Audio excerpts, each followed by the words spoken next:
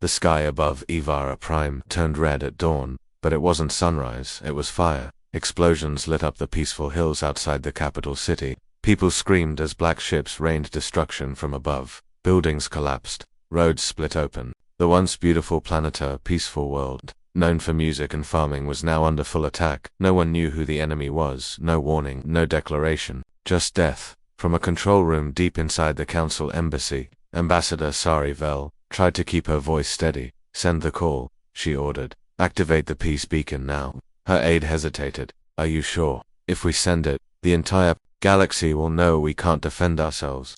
Sari stared at the growing fire through the window. "We already can't." The aide nodded and pressed a button. A blue light pulsed into the sky. The Peacekeeper distress signal, only used in the most serious emergencies. It sent one clear message across the stars. This world needs protection. The Council would send help. Everyone knew the process. A diplomatic fleet would arrive in 5 to 10 days. With talks, advisors, maybe a few guards, but Ivara didn't have 5 days. They barely had 5 hours. In deep space, far from Council eyes, Earth received the signal.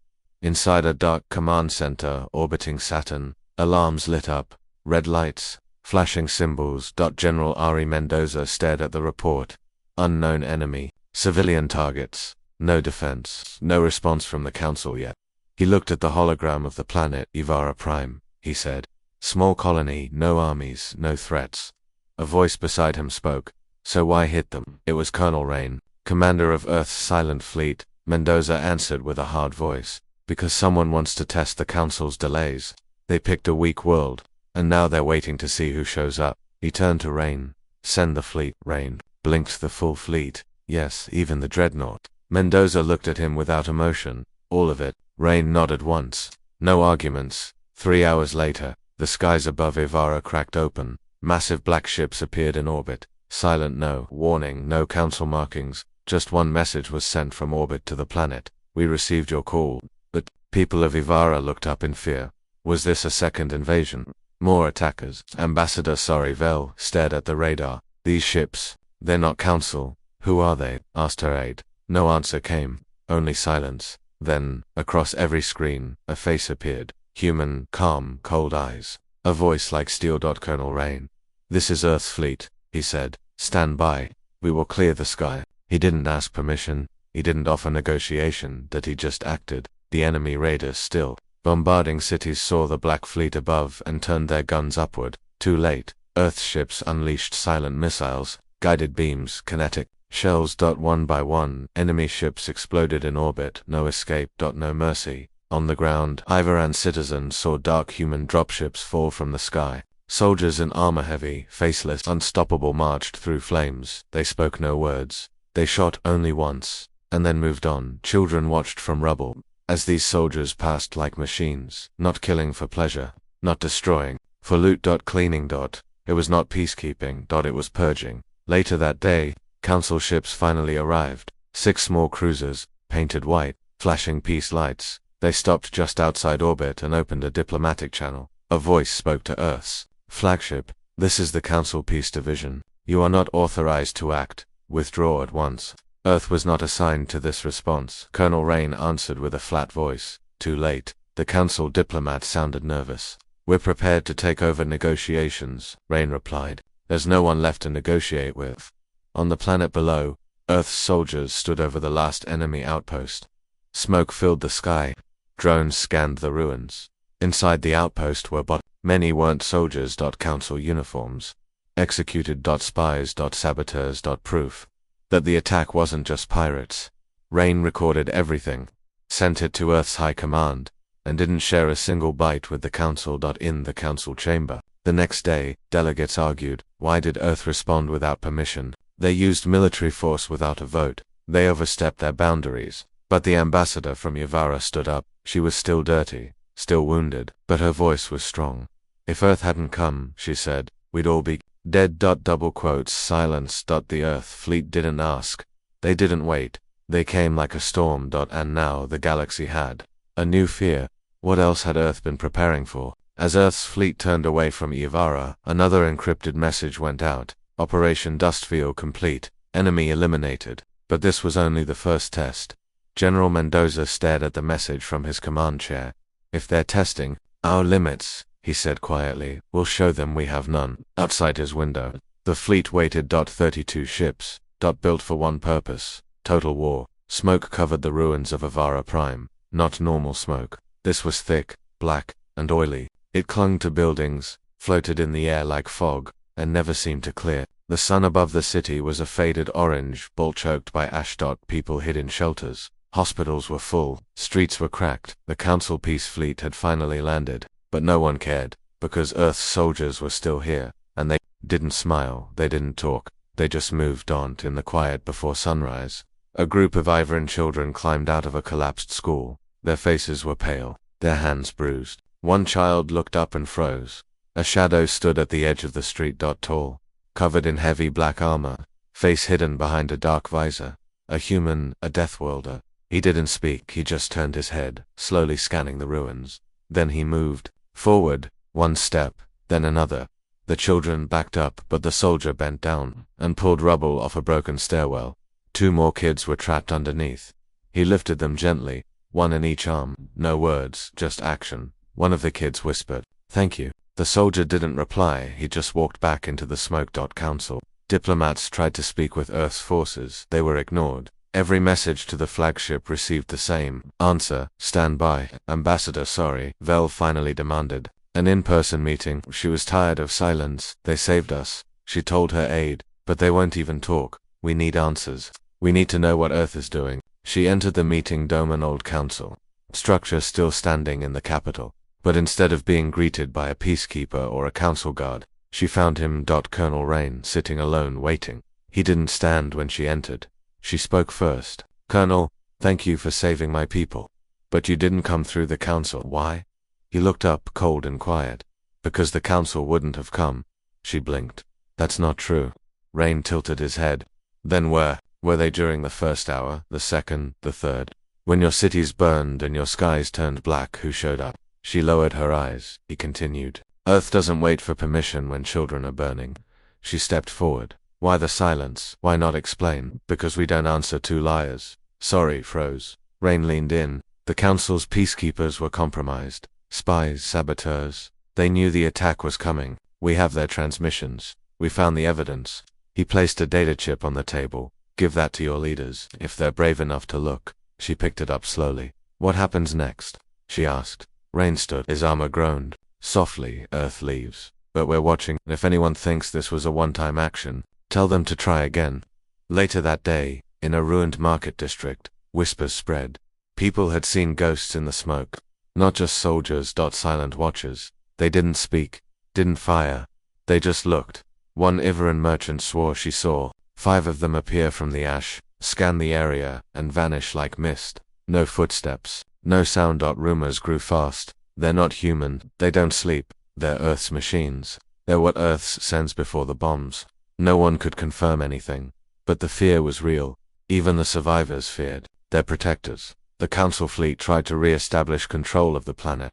They sent orders to local leaders. They tried to move supplies. But Earth's blockade still floated above.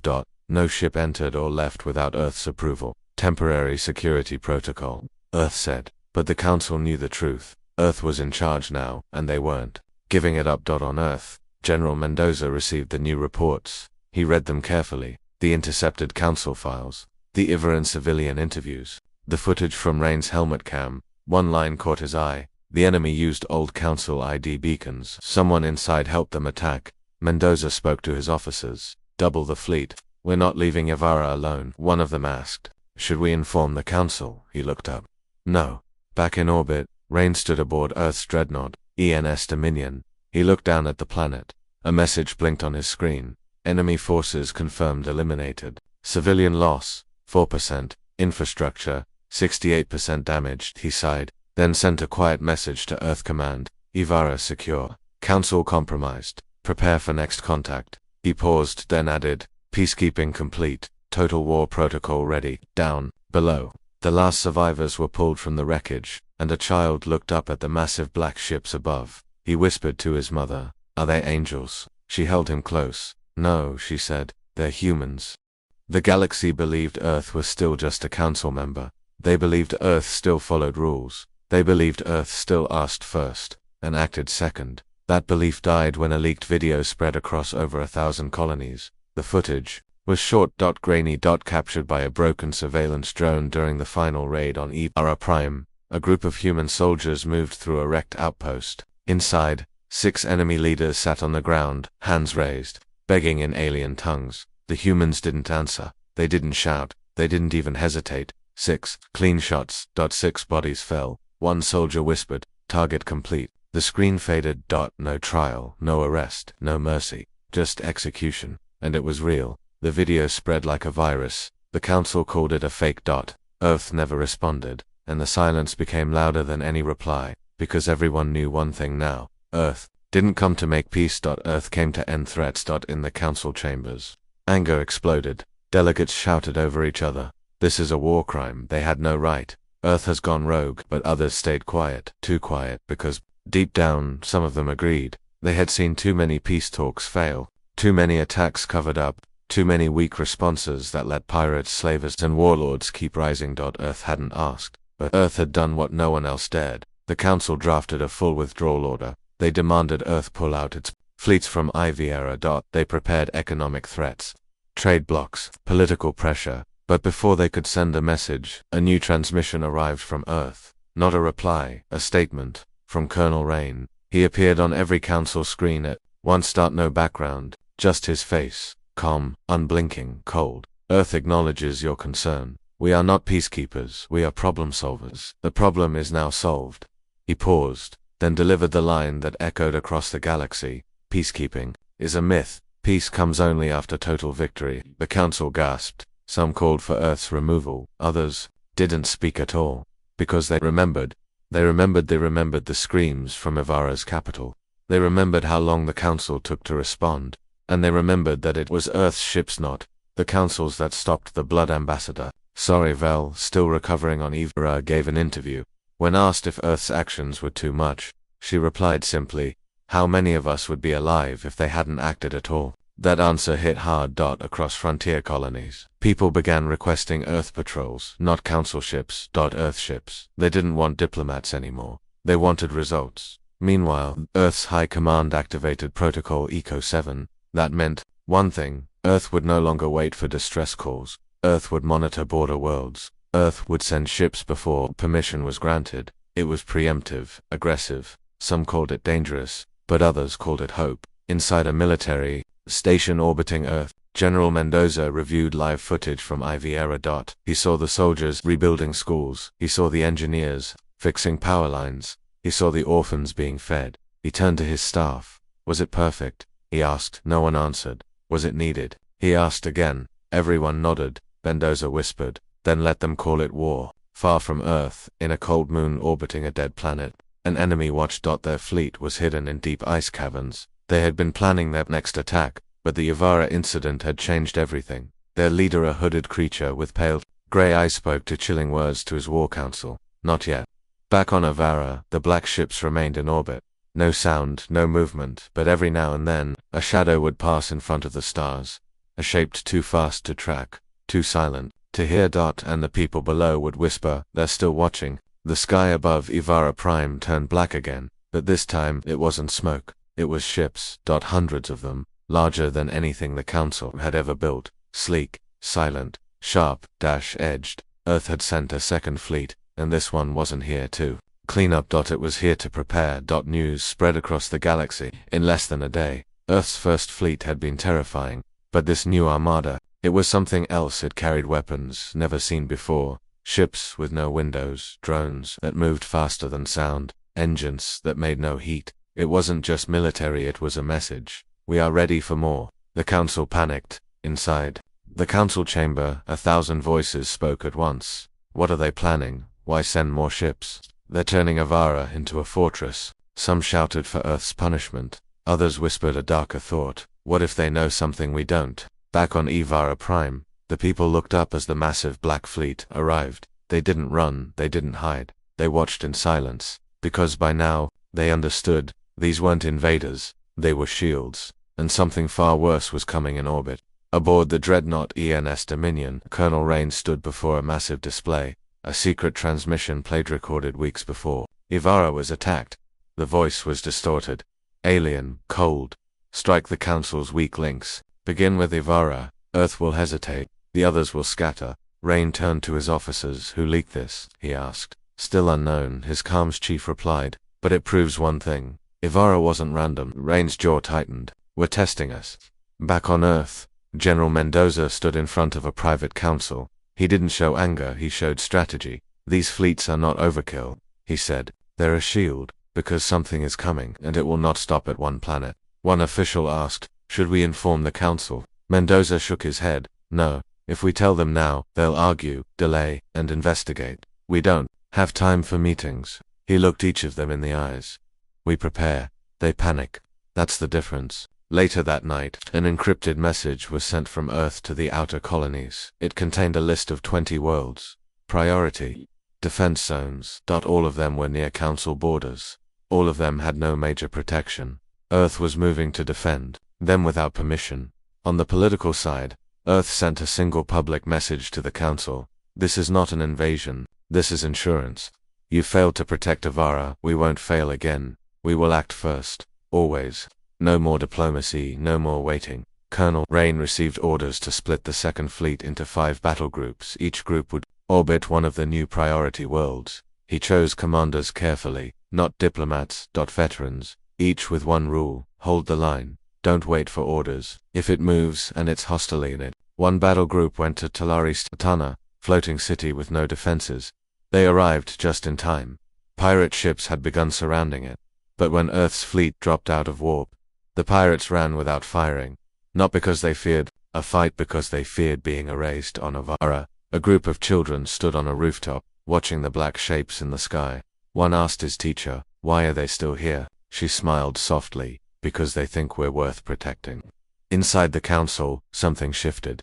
For the first time in years, no one interrupted, no one argued. They just sat, watching the reports from Earth's fleet, watching the people of Ivara rebuild, watching frontier colonies cheer as Earth's ships arrived.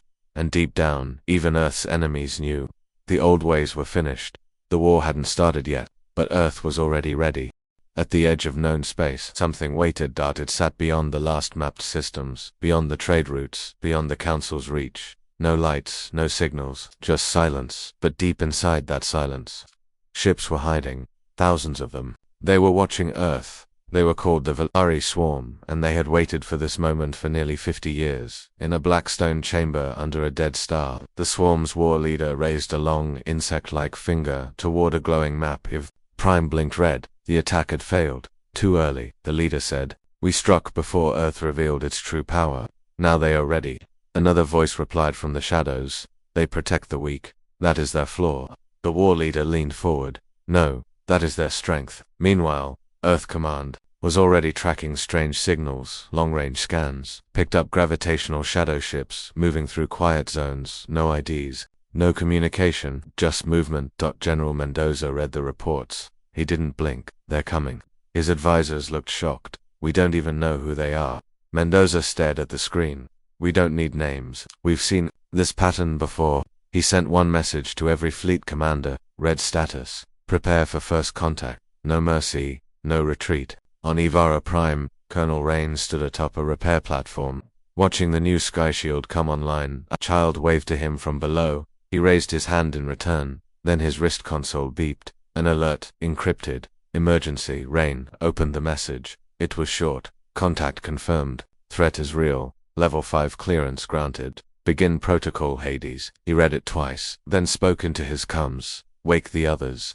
Across Earth's fleets, something changed. Every ship activated blackout mode. Power dimmed. Weapons came online. Ships moved into hunting formations. This was not defense. This was preparation for total war. Back on Earth, secret hangars opened under the Arctic ice. Massive machines, buried for decades. Powered up. Giant walkers. Stealth bombers. AI guided drop pods. Projects Earth had never shown the Council. Until now.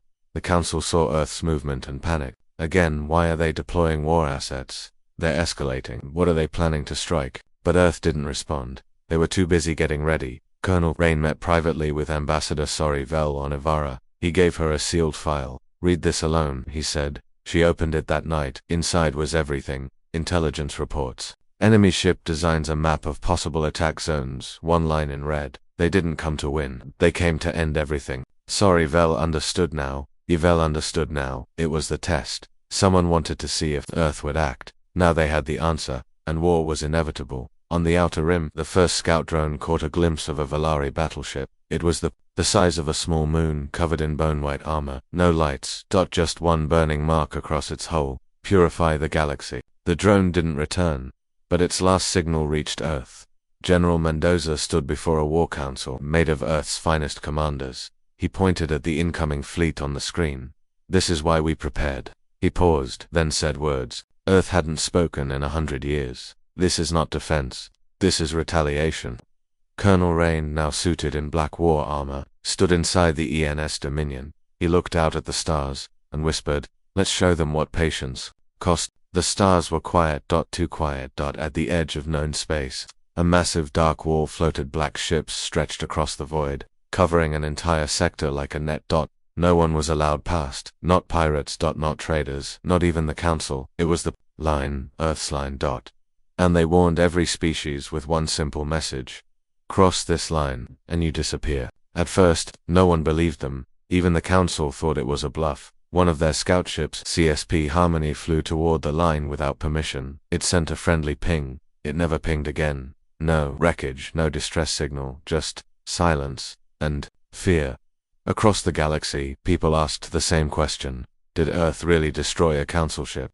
But the better question was, did they do it without even firing a shot? Inside Earth's command ship, ENS Dominion, Colonel Rain stood watching the data scroll past. Enemy fleets were on the move.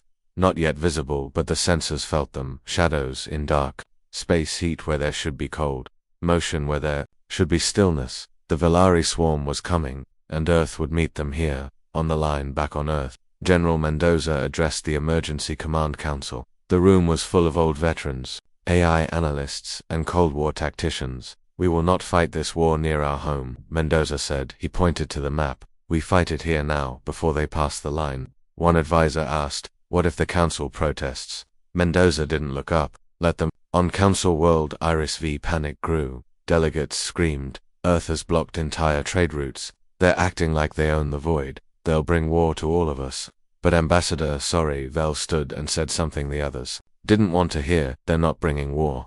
They're trying to stop it." The room went silent. For the first time, even Earth's critics had no reply, because deep down, they all feared what Earth saw coming. Meanwhile, in the dark zone, a fleet of independent smugglers tested the line. They didn't believe the warnings. 6 ships, all armed, fast, that when they crossed the invisible barrier, Earth's response was instant. No missiles, no lasers, just silence. Then one by one the smugglers' ships lost power. No engines, no lights, no weapons. Earth's silent tech had turned them off like toys. A message came to their bridges in every language: return or vanish. 5 turned back, 1 didn't. That ship was never found. Earth's reputation changed again. They weren't seen as violent anymore. Now they were seen as unbreakable. Not because of their size, but because of their will. Inside the command deck, Colonel Rain met with his top captains. "Enemy is still hiding," one said. "They're waiting for a mistake. They won't get one." Rain replied, "Should we fire first?" He shook his head. "No, we hold. But if they cross..." Rain looked out into the black stars. "Then they see what total war really means." Somewhere in deep space, the Valari swarm watched. They scanned Earth's fleets, they studied their ships, they waited for weakness, but there was none. No open gap, no slow reaction, only discipline and silence. The swarm's second commander, a towering creature with many eyes, hissed to its war leader, "Their weapons shine too bright." The leader replied, "Then we strike in the dark." Back at the line, Earth ships began to vanish on purpose. Not destroyed, just gone from sensors. They activated phase cloaks, a secret system never shared with the Council. Now Earth's fleets were everywhere and nowhere. Invisible walls, silent blades, traps waiting in the cold. On Ivara Prime, civilians slept peacefully for the first time in weeks. Children no longer asked, "Will they come back?" They asked, "When will Earth win?" And above their skies, in the clouds, a black cruiser floated without sound. Watching, waiting, ready. The stars whispered, war was coming, and Earth had drawn the line, not in sand, but in the void. It started with a whisper, not from a voice, but from the stars themselves. A strange vibration passed through the void, not a signal, not a call, but a warning. Sensors went dark, gravity twisted, light bent, and then the sky shattered. At the edge of Earth's line, space cracked open. Not with explosions, with silence.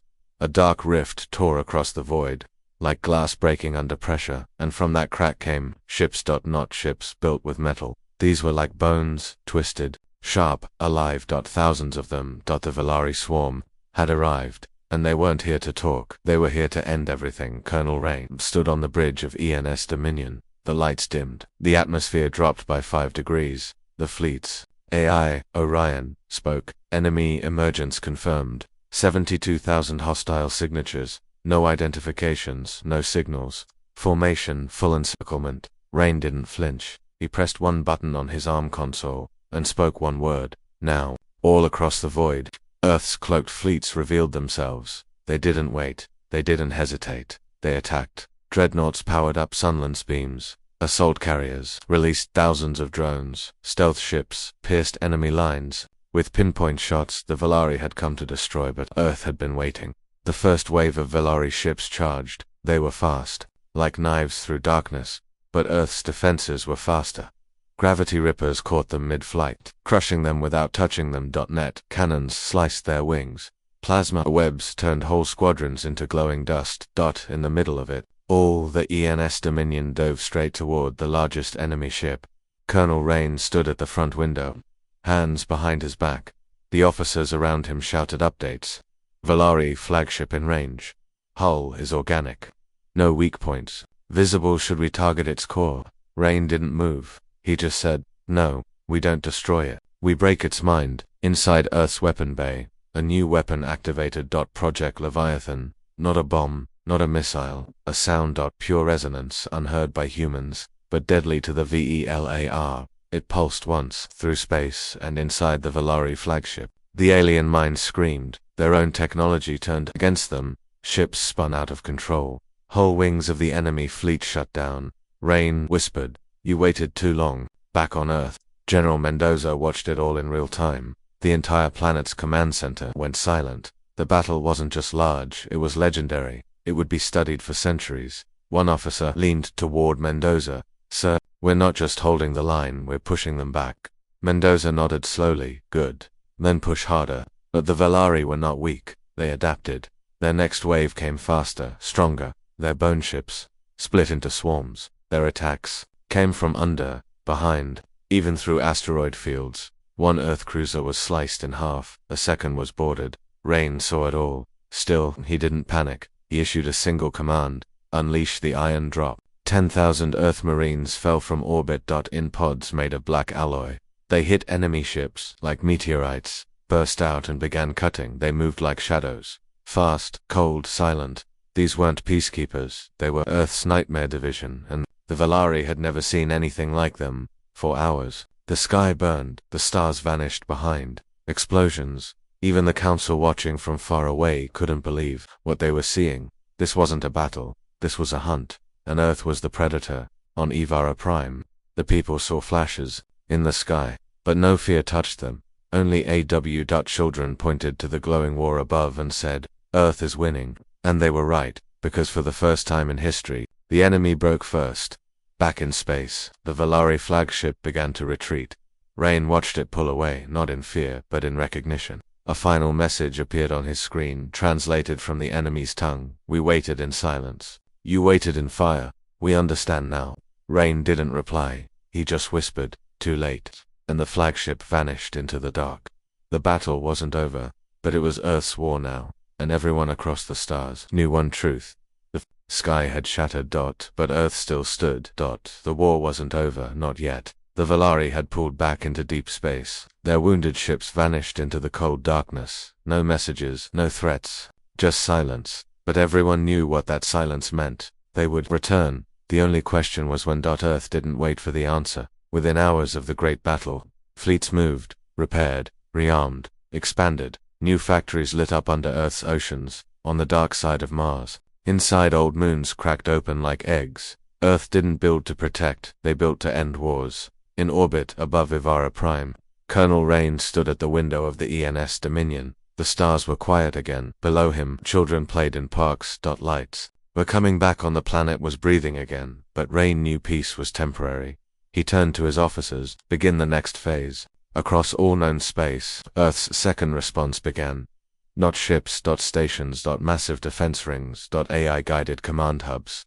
Weaponized asteroid platforms that didn't orbit Earth, they orbited everyone else, council worlds, neutral zones, small colonies. If you accepted Earth's help, Earth would stay. That was the deal, and most said yes. Some were afraid to, but they said yes anyway because after Eve, everyone knew if Earth showed up, you lived. At the council's main chamber, tension reached breaking point. Ambassadors from over 300 worlds demanded answers. Who gave Earth this authority? They are not rulers of the galaxy. This is an occupation, but no one could deny the truth. Since Earth took control of outer defense, pirate attacks dropped to zero. No more smuggling cartels. No more slave routes. Order had returned, not because of council talks, but because Earth sent warships. In the center of the chamber, Ambassador Sarivel stood again. She didn't raise her voice. She didn't give a speech. She simply said, "They saved my world," and sat back down. That there was no reply. There didn't need to be. Elsewhere, in a secret bunker under Europa's ice, General Mendoza gave a private order. Activate Vault Sigma. The order unlocked Earth's oldest files. Old weapons. Old tech. Old truths. Rain received the package with one note. This is why we were always different. Inside were blueprints from Earth's ancient wars, before they joined the stars. Battles from a time when humanity nearly wiped itself out. Rain read each one, and understood. Earth wasn't dangerous because of its strength. Earth was dangerous because of its history. Back in deep space, far beyond the line, Valari scouts whispered through organic relays. They sent one final report to their dying queen. Humans do not fight for glory. They do not fight for conquest. They fight because they must. And then silence. The swarm didn't return. Not yet. Maybe not ever. On Ivara Prime, a boy asked his teacher, "Will Earth always protect us?" She smiled. "Earth doesn't protect," she said softly. They warn. In orbit, the sky remained filled with black ships, not glowing, not loud, just present, watching, and if anything moved against the weak again, those ships would not hesitate, because they were built for one thing. Not peace. Not control. Total war.